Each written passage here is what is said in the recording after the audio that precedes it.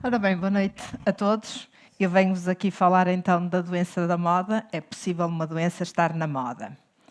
E venho falar na perspectiva do burnout enquanto o trabalho que nos destrói. E porquê o trabalho que nos destrói? Porque se nós pensarmos o trabalho ao longo do tempo, tem uma centralidade cada vez maior na nossa vida, praticamente desde a Revolução Industrial. Nos nossos anos atuais, eu diria, nas últimas décadas, ele passou a ter também um significado pessoal. Dá-nos identidade. Nós, quando conhecemos alguém, apresentamos-nos pelo nome e muitas vezes dizemos o que fazemos. Então, tem este papel vital na nossa vida, dá-nos significado, dá realização, prazer, motivação. Nós crescemos pelo trabalho, dá-nos uma parte importante que é o salário mensal, digamos, mas ao mesmo tempo com as novas exigências, nomeadamente as novas condições de trabalho e, sobretudo, as novas tecnologias que nos fazem estar sempre contactáveis, também nos traz um sofrimento. E a doença burnout é precisamente este sofrimento.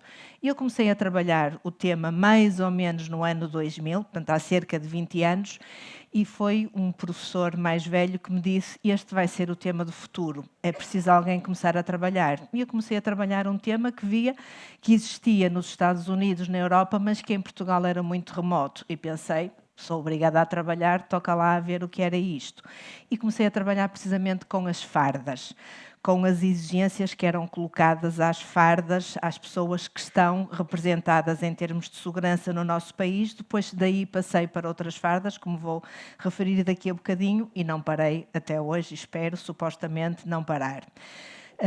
Para minha surpresa, uns anos depois, começa o tema a explodir também em Portugal e, por exemplo, na Europa, em 2014, surge a campanha Os Locais de Trabalho Saudáveis para uma boa prática de gestão do stress. A prioridade é os trabalhadores sobreviverem até ao fim, nomeadamente até a idade da reforma, gerindo bem o seu stress. Em 2017, a Organização Mundial de Saúde elege para o Dia Mundial da Saúde Mental, o dia 10 de outubro, a saúde mental no local de trabalho. Posso-vos dizer que nesse ano nunca tive tantos convites para falar de burnout, era eu quase que adoecendo e perdendo a minha saúde mental para explicar aos outros o que era o burnout. Mas sobrevivi e espero continuar a trabalhar no burnout sobrevivendo. Em 2018, o Eurofund apresentou um documento em que alerta vivamente para a necessidade de se estudar o burnout na Europa com medidas comparativas e de terem atenção às consequências graves que vêm dos trabalhadores em burnout. Estamos em 2019, o que é que aconteceu de marcante?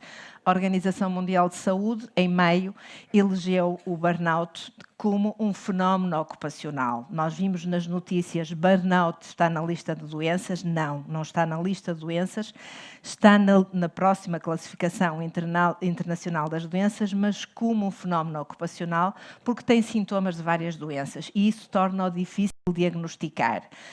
Mais recentemente, eu diria há poucas semanas, há um relatório europeu do estado de saúde a nível dos países europeus e vem a notícia no jornal que o consumo de antidepressivos mais do que triplicou em Portugal. O burnout está ali como responsável de forma não nítida porque tem muitos sintomas comuns à depressão e nós ouvimos falar mais de depressão do que de burnout. O que é o burnout, então? É um processo que ocorre ao longo do tempo pelo modo com que nós enfrentamos o stress crónico no nosso trabalho e que culmina num estado que é difícil sair.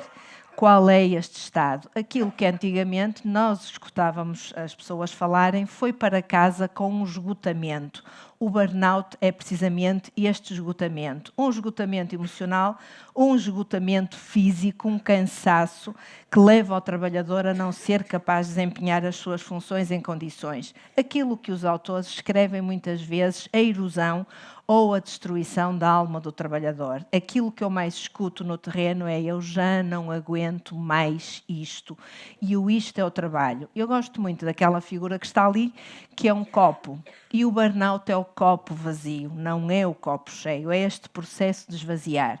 Se nós fizermos uma comparação em que a água que está ali a entrar são as exigências do mundo do trabalho, os nossos recursos são a água a esvaziar no copo. E quando o copo fica vazio, dói. E dói porque as exigências continuam, mas nós não temos nada para dar em termos de trabalho. Falamos aqui em stress, falamos em burnout. Convém nós diferenciarmos as duas coisas. Quando nós estamos a falar em stress, estamos a falar ali no desequilíbrio entre as exigências que nos são feitas e os recursos que nós temos para responder. Mesmo assim, nós temos uma sensação de controle. Se nós fizermos algo, ainda vamos conseguir melhorar a situação, gerir as nossas fontes de stress. Temos a sensação que é algo muito forte, demasiado para nós, mas é algo temporário. Quando nós falamos em burnout, estamos a falar de uma resposta ao stress crónico, a este esgotar ou minar as nossas capacidades, a este lento drenar. O burnout é um processo lento, não se acorda em burnout, demoram-se anos a chegar ao burnout. Este lento de drenar, de esgotar dos nossos recursos, temos a sensação de insuficiente, tudo o que se faça nunca chega para responder. Fazemos mais, mais e mais, até ficarmos destruídos e, sobretudo, é algo que veio para durar. Nós temos a sensação que não vemos a luz ao fundo do túnel, o que, por sua vez, aumenta esta fonte de stress para quem trabalha. Vou-vos apresentar aqui como é que o burnout se evidencia no local de trabalho, por um comportamento completamente atípico, absurdo e inesperado. E vamos tentar passar aqui um vídeo.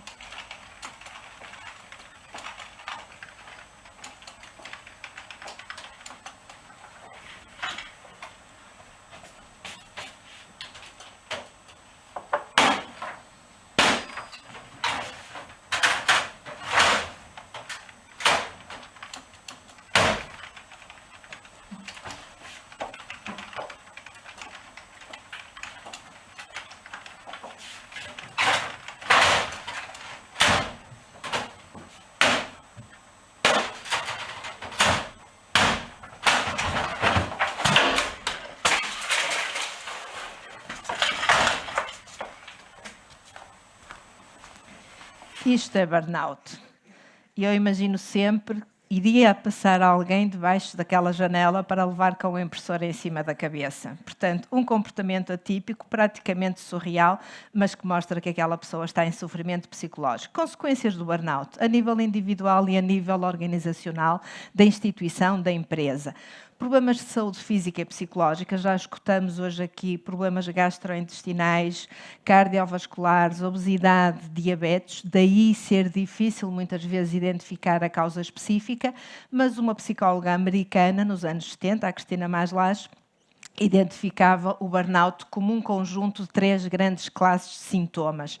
Exaustão emocional e física, e aqui há uma sobreposição com os sintomas depressivos, despersonalização, cinismo ou desumanização, uma atitude fria para com a pessoa que é alvo dos meus serviços. Estamos com um profissional de saúde e dizemos, dói-me aqui, e a pessoa diz, a mim também me dói muita coisa, chega para cá o braço, que eu tenho é de cumprir o meu trabalho. Nós não estamos à espera dessa atitude. E também uma falta de realização, de prazer no trabalho, que leva a erros, à ineficácia e que se cruza aqui também com sintomas de ansiedade. Nós falamos em burnout quando a pessoa apresenta elevada exaustão, elevado cinismo e baixa realização. A nível da organização, nós temos problemas na produtividade, que diminui, absentismo e também um fenómeno que é mais recente e que tem sido trabalhado também nos últimos anos, que é o presentismo. Estar no local de trabalho a trabalhar doente e não ser eficaz. Como devem imaginar, isto faz diminuir a qualidade dos serviços ou dos produtos e provoca erros na tarefa e no desempenho. Trago-vos aqui algumas notícias para sensibilizar para uma das consequências do burnout, que é o suicídio. E isto é cada vez mais estudado porque atinge profissionais em setores-chave. Há estudos sobre o suicídio nos paramédicos, probabilidade de se suicidarem mais do que a população normal, nos médicos, nos enfermeiros, e aqui nos médicos e nos enfermeiros há alguns estudos, e por exemplo há um estudo australiano que mostra que veterinários na Austrália suicidam no local de trabalho, deixam uma nota de suicídio e matam-se com a substância que utilizam para praticar a eutanásia nos seus animais. Ali também uma vaga anormal de suicídios na polícia francesa, em que quando vão fazer o levantamento são os polícias especialistas implicados nas manifestações dos coletes amarelos semana a semana e implicados também na prevenção ou na gestão dos atentados terroristas. Em Portugal, há este estudo que nos deve fazer pensar, metade dos professores já estão com sinais preocupantes de exaustão e a longo prazo vão desencadear ou desenvolver o burnout. Fatores de risco, determinadas profissões, como nós vimos aqui, saúde, educação, profissões-chave e com responsabilidade. Anos de serviço aparece a meio da carreira profissional e pensava-se que o meio da carreira profissional eram 10 a 15 anos, há uns tempos atrás. Agora já se encontram profissionais em burnout, ao fim de 5 anos já estão no tapete. Atenção que no primeiro ano não falamos em burnout, falamos em ansiedade, em adaptação à tarefa. Cada vez mais nós temos profissões de serviço e de interação e trabalho em equipa, então os conflitos em equipa também são um fator de risco. Ambiguidade das tarefas, quem faz o quê nesta equipa, supervisão, e eu diria que os supervisores estão em risco porque são aquilo que nós chamamos a fatia da sanduíche, têm de prestar contas aos superiores hierárquicos e têm de saber gerir os seus subordinados. Contratos precários, falta de autonomia, quando nós temos trabalhadores que têm habilitações a mais para a sua função e que a longo prazo se sentem frustrados. Idade, está relacionada com o tempo de serviço, sexo com a gestão das emoções, as mulheres apresentam mais exaustão emocional, os homens mais cinismo, escolaridade, que se pensa estar contaminada pela responsabilidade das tarefas, mais responsabilidade, mais burnout, estado civil com parceiro ou parceira com filhos, aumenta a conciliação ou a dificuldade de conciliação, o conflito trabalho-família, mas parece ser um fator protetor. Quando a pessoa chega a casa tem outras coisas para gerir, outras prioridades. Sem parceiro, sem filhos, colocam o investimento todo emocional no trabalho, quando este desmorona, o mundo desmorona-se para essa pessoa. E traços de personalidade como pessoas mais ansiosas, altruístas, perfeccionistas e com dificuldade em delegar. Precisamente por estes traços individuais, alguns empregadores acham que o burnout é o síndrome dos fracos e não um problema do trabalho. 1 em cada 3 trabalhadores está em risco de burnout. Eu sei que depende dos estudos e da metodologia utilizada, mas deve-nos fazer pensar. Afeta setores-chave da sociedade, saúde, educação, segurança, forças policiais, transportes. Eu tenho trabalhado com isto tudo e vejo, infelizmente, as percentagens aumentarem, mas nós esquecemos do prejuízo que dá para as empresas. Ali uma notícia que diz 329 milhões por ano às empresas. As grandes empresas já estão a investir na prevenção. O problema são as PMEs, aquelas empresas a quem nós recorremos no nosso dia-a-dia com produtos ou serviços em que, por exemplo, um trabalhador num grupo de 10 pode ter um efeito brutal em termos de prejuízo. E aqui muitas vezes não há tempo, não há cultura, não há prioridade. O que é que nós devemos fazer? Agir no indivíduo e na organização. O ideal seria nós fazermos a prevenção e a intervenção a estes 2 níveis e nós podemos pensar ali no vermelho, diminuir as fontes de stress. É difícil fazer isto numa empresa, pode ser demorado ao longo de anos, então aumentamos os recursos. O que é que nós fazemos na prevenção e na intervenção? Dar um nome às coisas. Muitas vezes eu vou ao terreno e as pessoas vêm ter comigo e dizem, afinal aquilo que eu sinto tem um nome, é uma doença, eu não sabia que era isso e pensei que a culpa era minha. Ensinar a gerir o stress e os conflitos, criar grupos de apoio de paz para se partilhar e perceber que os outros colegas podem estar a sentir o mesmo. Isto é muito difícil na cultura portuguesa com a competitividade. Alertar ainda mais os serviços de saúde ocupacional, que felizmente já começam a valorizar também esta componente psicológica ou mental. Quando a pessoa já está doente, o que é que nós podemos fazer? Uma intervenção, um tratamento que passa por um descanso forçado, às vezes uma cura de sono, afastar do local de trabalho. E este afastamento, às vezes as pessoas não regressam. Por isso é que nós não encontramos trabalhadores no fim da carreira em burnout, porque os que chegam ao fim da carreira foram aqueles que sobreviveram. Por vezes não é possível afastar, psicoterapia, farmacologia e algumas terapias alternativas. Dou-vos só um exemplo daquilo que está a ser feito nos Estados Unidos e na Europa. Hipertermia de corpo inteiro por raios infravermelhos, que tem mostrado ser um tratamento eficaz para os sintomas depressivos nos doentes com cancro e que está a ser investigado já, quer para o trauma, quer para o stress e burnout. Também os sensores da automonitorização, as células pulseirinhas que nós vamos utilizando, as aplicações, que mais do que os passos diários nos dão o sono. E o sono profundo é muito importante porque é recuperador. Para terminar, o que é que nós podemos fazer? Desconectar do nosso trabalho. França votou a lei de desconectar do trabalho. A partir do momento que nós saímos, nós estamos disponíveis. Em Portugal foi chumbada esta lei. Então, na prática, com as novas tecnologias, nós estamos constantemente a ser solicitados. Respeitar o nosso corpo com os horários de sono. Muitas vezes nós queimamos o sono para responder ao trabalho. Jantamos, ainda vamos ver os mails, vamos responder aos telefonemas de trabalho. Investir num hobby, ter prazer em alguma coisa que passe para além do trabalho e da família. Tivemos aqui alguns exemplos. Podemos ficar, como já foi referido aqui, agricultores urbanos. Se é salsa ou outra erva qualquer, algo que nos dê prazer e nos faça investir. E treinar o não.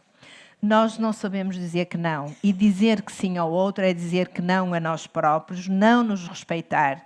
Então, possivelmente, utilizando o tema deste ano, chegou a altura de agirmos sem desculpas, aprender a respeitar ou que nos respeitem, aprendermos a cuidar de nós, para, a partir daí, não deixarmos que o trabalho nos destrua. Obrigada.